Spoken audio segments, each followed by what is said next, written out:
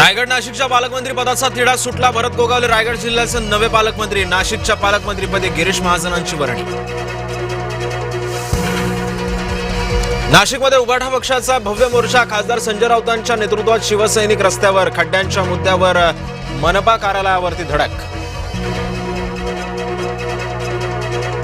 मुख्यमंत्र्यांनी घेतली पंतप्रधान नरेंद्र मोदींची भेट. विकास प्रकल्पांसंदर्भात चर्चा केल्याची फडणवीसांची माहिती.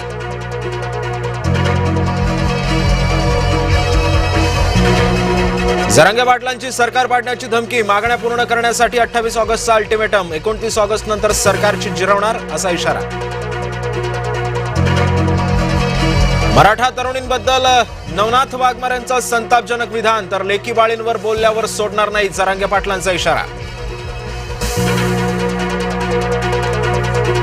भारतीय जनता पक्ष म्हणजे लबाड पार्टी. भाजपचे पदाधिकारी सतत खोटच बोलतात. काँग्रेसचे प्रदेशाध्यक्ष हर्षवर्धन सपकाळांची टीका.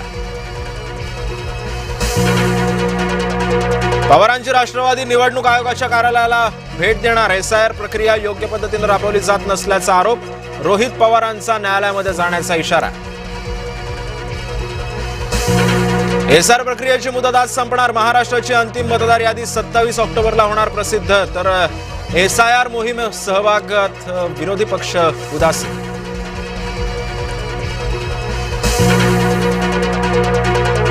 रस्त्यांचं रिपोर्टिंग करणाऱ्या मुली राज ठाकरेंच्या भेटीला. समस्या मांडणाऱ्या मुलींच्या पाठीवर राज ठाकरेंकडून कौतुकाची थाप.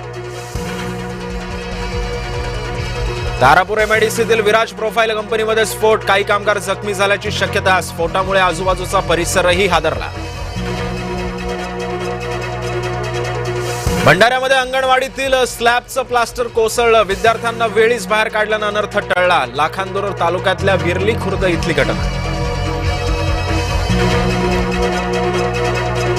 जव्हारच्या खडकीपाडा पुलाचा प्रश्न वर्षानुवर्षे प्रलंबित. पावसाळ्यामध्ये संपर्क तुटल्यानं विद्यार्थी, रुग्ण आणि ज्येष्ठ नागरिकांचे हाल.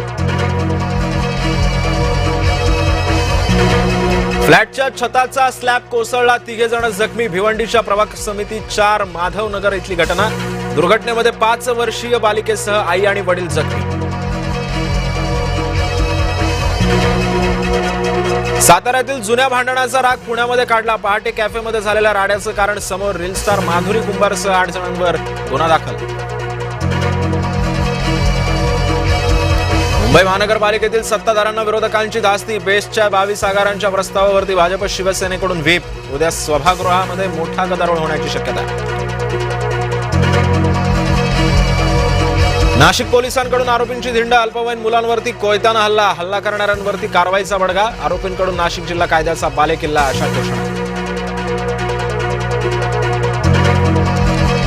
नाशिकमध्ये पाण्याच्या टाकीमध्ये पडून 2 सख्ख्या बहिणींचा मृत्यू. घराच्या आवारामध्ये खेळताना दुर्घटना. दोघी बहिणी जमिनीखाली पाण्याच्या टाकीमध्ये पडल्या.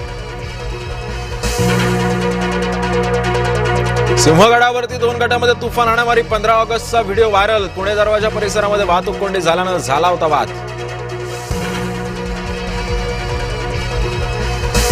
गोंदियामध्ये भरधाव वाहनाच्या धडकेमध्ये 3 तरुणांचा मृत्यू. तर भंडाऱ्यातही अपघातात 2घांचा बळी.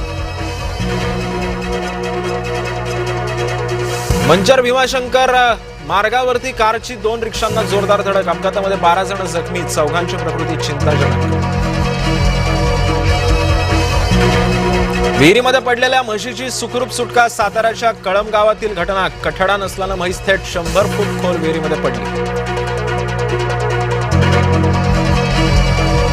पहिल्या श्रावणी सोमवार निमित्त महादेवाचा गजर. त्र्यंबकेश्वर भीमाशंकरसह वेरूळच्या घृष्णेश्वर मंदिरामध्ये भाविकांची रीघ.